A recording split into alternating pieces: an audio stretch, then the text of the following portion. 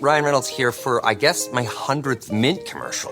No, don't. I mean, honestly, when I started this, I thought I only have to do like 4 of these. I mean, it's unlimited premium wireless for $15 a month. How are there still people paying 2 or 3 times that much? I'm sorry, I shouldn't be victim blaming here. Give it a try at mintmobile.com/save. Whenever you're ready. $45 upfront payment equivalent to $15 per month. New customers on first 3-month plan only. Taxes and fees extra. Speed slower above 40 gigabytes. See details. This is the sound of your ride home with Dad after he caught you vaping.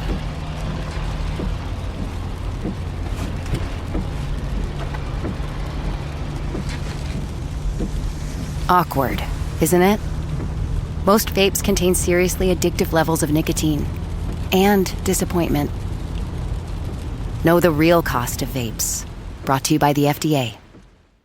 Alright, what's up guys? Welcome to another episode of the TMossBoss Show. Then today's episode, I just finished up the stream playing the video game X4 Foundation. Well, I played it for a certain amount of time and then I stopped, uninstalled it, and then started playing TCG Card Shop Simulator. Can I just say to the developers behind TCG Card Shop Sim, you guys are, like, that game is my comfort game. Like, when I'm getting stressed out with video games, I play TCG Card Shop, and for some reason, it's like the stress is gone. Like, maybe not today, but I can say for the most part, yeah, TCG Card Shop, it puts me in a better mindset than I, am when I'm playing other video games, because I was playing X4 Foundation. So let me just give you guys a little bit of a backstory. So I did get the game on sale. Why is my fan being loud? I hate when my fan does that. It makes like this weird, like, loud buzzing noise. Hold on for a second, because that's going to drive me crazy, but alright, there we go. So, anyways, the game was on sale. X4 Foundations was on sale. I was like, alright, you know what? Let me go ahead and pick it up. Thing is this, though. I don't like buying games where I know I'm probably not going to be playing them for that long. So, I did get my money back, but then I went through G2A.com where you get Steam keys. And I went ahead, bought the game on there. I didn't want to pay full price. I think I definitely would have been a lot more upset if I would have spent $50 on that game, because I'm like, it's not worth no $50. I promise you that. The price that they're asking, not worth it, all right? So, anyways, if anything's, it's a good $20 game, because I'm like, the thing is this, you leave very little to none whatsoever details about how to go about doing missions in that game. Yeah, you have this long, extensive tutorial. My thing is this. Add the tutorial within the game that I'm playing. Not like have it where the tutorial is its own little section, because yeah, you have it where the tutorial, it covers one thing, but then when I'm going out and playing a video game, it's a completely different experience. So my thing is this, because this is something that I've seen in video games where when you're playing it, like, hold on for a second, I gotta take my watch off because I don't want no distractions, but when you're playing a game, so yeah, let's say for an example, you start playing a game and they're like, okay, press this button to launch your spaceship. Okay, cool. The thing is this, while I'm doing the missions, that's when you have it where I'm learning about the game. But it's like you're having it where a person got to spend all these hours playing the tutorial, making sure of it that they can't go beyond, they can't get their money back after they went beyond that 2-hour mark, because that's how long it's definitely gonna take you more than 2 hours to do the tutorials and then to remember the tutorials by heart. What kind of video game is that? Like, honestly, though, sit down and think about that. In this day and age where you got a lot of different people coming out with video, because my thing is this, your guys' game ain't in no good state. If you're having to still come out with updates for it, and this game's been out since 2018, your guys' game is not in a good state. So that's why I'm like, what you guys need to do is slap a early access, because that's how I look at this game. The crazy thing about it, isn't TCG Card Shop in early access? Hold on for a second. Let me just look it up. Yeah, how is that an early access game? But it's more polished than X4 Foundation. And I know people are going to probably be all like, oh, well, X4 Foundation, it has more that you could do in there. You're flying around in space. But I feel that if the people behind TCG Card Shop Sim, if they were to come out with a space game, they ain't going to have it where it's this vague, unexplained space game where you just pretty much don't know nothing. And just even comparing X4 Foundations to other space games I play, one space game that I have played a lot of, Spaceborne 2, I put more hours into that game than I have X4 Foundations. They didn't have it where it was this overly explained, don't know nothing type video game. I have to say that if I feel like in Spaceborne 2, they have you doing more in there than they have you doing in X4 Foundations. So to me, it's like, I look at it like this. What you guys need to be doing is looking at other space games for advice. Looking at them, like, I guess, for ideas and stuff. Because what you guys got going on with X4 Foundations, it doesn't make not one bit of sense to me. Not one.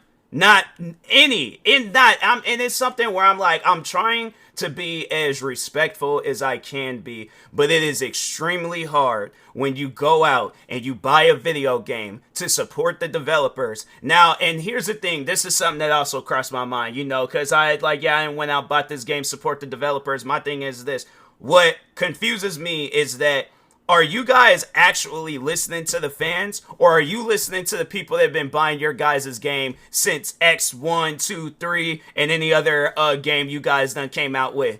Because my thing is this, it shouldn't matter who done bought your game. Somebody done bought your game, and they're not having a good experience with it. So what should you guys do as video game developers? Sit around and do absolutely nothing and only listen to the people that have been buying? So is that what I'm going to have to do? Go out and buy every single X game that came out just so you guys can hear out what I have to say?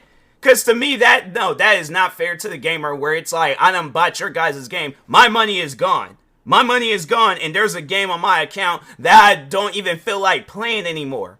So how should we go about this?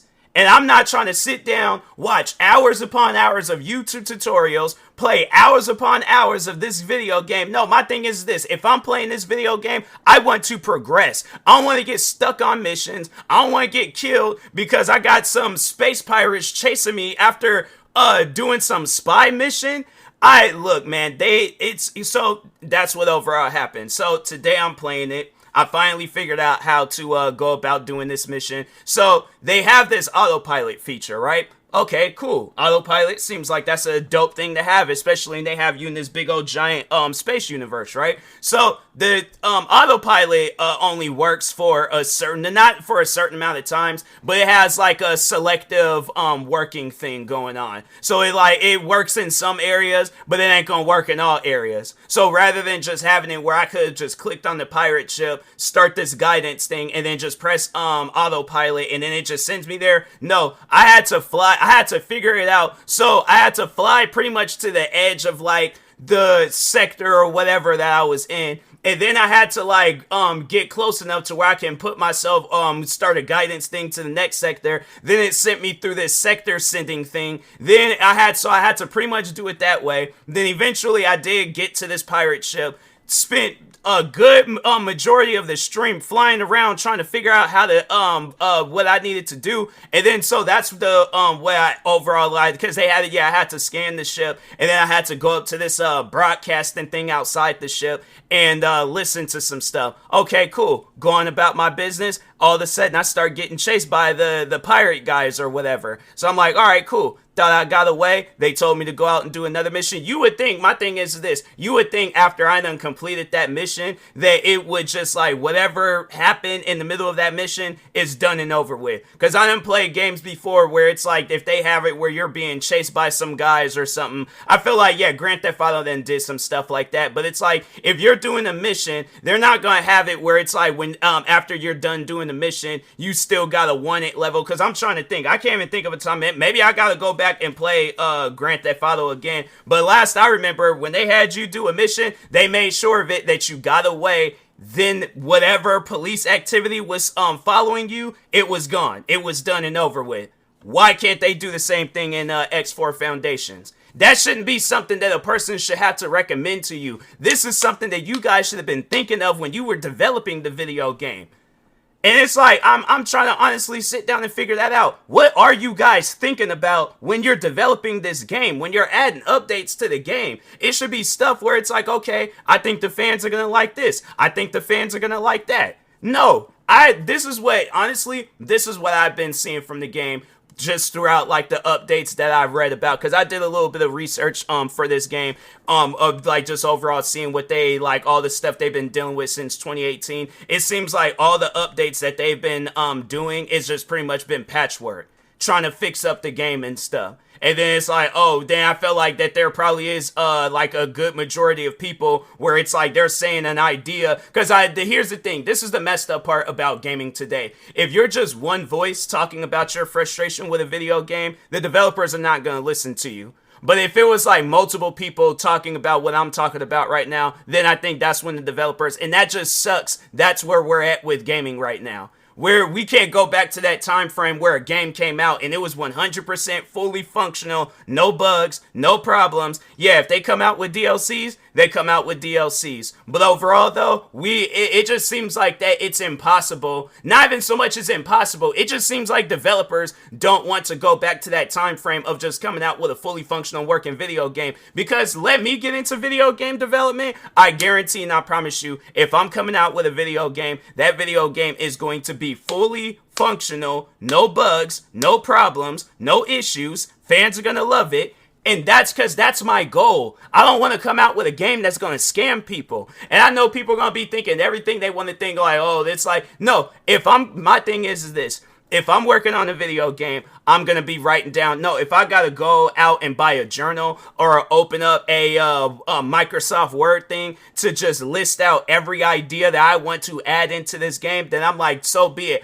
I will do that. We're going to have 20 different ideas into this. So yeah, let's say if I were to come out with a racing game, I'm not going to have it where this racing game has all these different issues and problems. And I'm like, oh, well, the fans, whatever you guys agree on, then that's going to be the next update. That's not how a video game should work. A video game should work where if one person, half a person, 1/4 of a person, if they're talking on their frustrations with a video game, fam, you need to listen. It shouldn't be no thing where it's like, oh, well, we'll think about it. No, it shouldn't be because when you guys think about stuff, nothing happens. So what you guys need to be doing is looking at every video game possible. From space sims to shooters to racing games, you need to be thinking of every single possible idea that you possibly can for X4 Foundations. So this game can go from being a mostly positive game to an overwhelmingly positive game.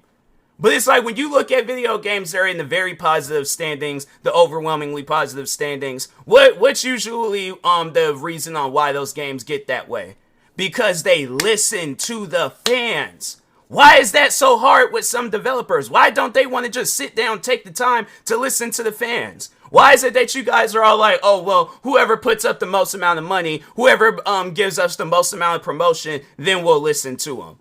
And I'm telling you, it's that type of stuff where I'm like, I promise you, I promise you, okay? And I'm saying this with every bit of passion within me. If this is how you're going to go about developing a video game where you're only going to listen to those that quote unquote matter, your guys' game ain't going to do well. It's not. If you consider this the peak of X4 Foundation, this is where it's going to be at. But it ain't getting no higher. Unless you got some big YouTuber out there that talks about the game. But the thing is this though. What are you guys going to do to convince this YouTuber to say good things about your guys' game? Let's just say you send a copy of X4 Foundations to PewDiePie. Or I'm trying to think of some other, does Mr. Beast do gaming videos? Yeah, I feel like he does gaming. Like, let me just look it up real quick. I feel like he does do gaming videos. Let me just, because I think he does have a gaming channel, but I don't think it's as popular as his main channel. But, oh no, yeah, he does. All right, so yeah, he has, dang, last video he uploaded on this channel was it was a year ago. You would think he would play more. All right, but anyways, but yeah, let's just say, you send a copy over of this game to Mr. Beast, and he's supposed to say good things about this game. I feel like Mr. Beast will only say good things about X4 Foundations is because he's trying to be a kind person, but he ain't trying to say insulting things to the game. Me, on the other hand, I don't care. You guys then took my money, so you guys are going to get my honest opinion about your guys' game. It is not in a good state. I'm not going to say that it's a bad game because it has occupied my time, but it is not in a good state. Maybe it is a bad game. I really don't know at the end of the day. But however the developers are thinking along the lines, that's how I'm going to be thinking along the lines, but realistically. All right, not on some, oh, well, the game, it's in a somewhat positive, no, the game is in a bad state. There ain't no arguing around it, trying to figure out stuff. The game is in a bad state and it needs to be fixed. And this is the part that frustrates me, is that I feel like they're only going to listen to the the people that have been playing X1, X2, X3, and then of course X4. But I'm like, no, you guys don't need to be going about developing a video game that way. You need to be going about it where it's like, if there's people like me, if there's somebody smaller than me, if there's somebody that's slightly bigger than me talking about your guys' video game and its frustrations that they have with the game, you need to be working on that. Not no, oh, well, we'll think. It ain't no weird thinking about it. I'm so sick and tired of hearing that with developers. We'll think about it. No, you need to be working on it. Because my thing is this, all that sitting around thinking about doing stuff, there's going to be more and more space simulators and other different types of video games that's going to come out, and it's just going to put you guys under. And I guarantee and I promise you, ain't nobody going to be able to save your guys' game. Not one single person. So if you want to sit around and be thinking about, oh, well, we'll think about adding this, we'll think about adding that, then goodbye. I'm like, and I wish you guys well in life. But as far as video game development, if you guys just gonna be sitting around thinking about it and not actually doing stuff about your guys' game, and meanwhile you got games coming out left and right, then yeah, you might as well start out like a written out goodbye letter to all your fans all across. And I just know that they're probably hearing this and they're like, man, we ain't gonna take this guy seriously. He don't know what he's talking about. He don't know nothing about video games. Yeah, somebody that's been playing video games a good majority of his life, played in different generations of video games. I just recently went out and got this Atari system where it has like 200 plus video games on it. So I didn't play video games from back then, play video games from when I was a kid, play video games from when I was in high school, all the way up to my adult years. Fam, I done played multiple, even video games that my parents had. So it's been numerous generations, decades worth of video games, and you gonna sit here and tell me that I don't know nothing about video games? Yeah, I might not know nothing about video game development, but at least I can tell when a game is fun. Because the thing is this, I don't do stuff like this when a game is fun. I don't do stuff like this when a game is good. Like one video game in particular that I can say that I like, two games in particular I can say that I like. Spider-Man, Marvel Spider-Man 2, the new one that they came out with, and Dragon Age the Veilguard. Them are the two games where I would have to say I have not had not one bit of anger run through my body when I played them two games. I think there was like the one and only time where I did get slightly upset with one of those games. It was with Spider-Man 2, and there was a mission where Spider-Man was glitched and he couldn't fight nobody. But at least the thing is this, all I just had to do was just restart the game, progress through that mission, beat the whole game.